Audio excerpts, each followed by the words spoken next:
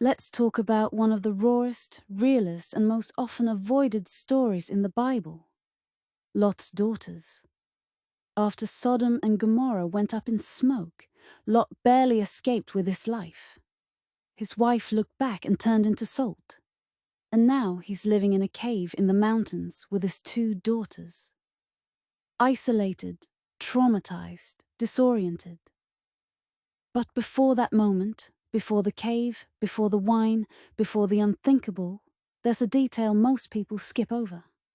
Genesis 19:14 says Lot went to his sons-in-law, the ones engaged to marry his daughters, and told them to get out because the Lord was about to destroy the city.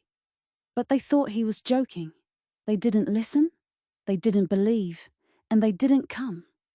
Can you imagine how that felt to Lot's daughters? They were promised, engaged, probably dreaming of their future.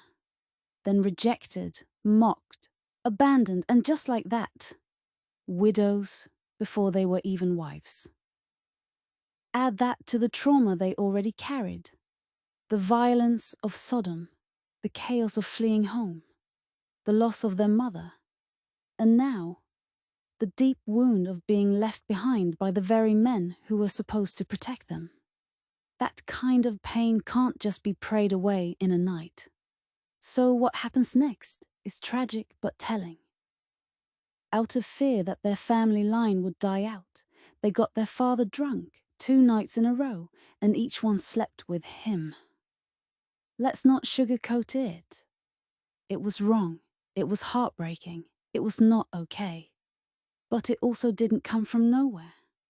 These girls were raised in a broken environment, a father who once offered them up to a mob, a city where sexual sin was normalized, a family dynamic built on survival, not stability.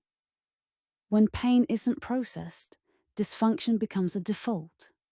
And when fear takes over, faith takes a back seat. The sons they gave birth to, Moab and Ben-Ami, became the fathers of the Moabites and Ammonites, 2 future enemies of Israel. Trauma doesn't just affect a moment, it shapes legacies. But even that isn't where the story ends, because from the line of Moab came Ruth, and from Ruth came David, and generations later, Jesus. Yes, God wove the Messiah story through that broken lineage, through trauma, through rejection, through messy decisions.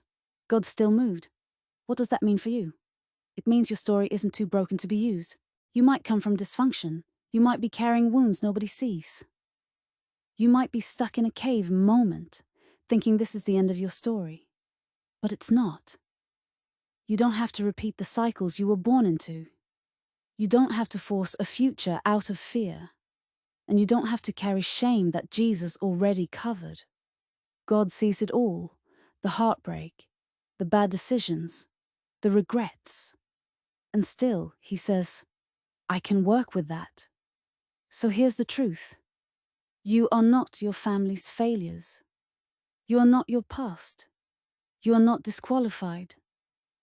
God specializes in redemption stories, and yours might be next.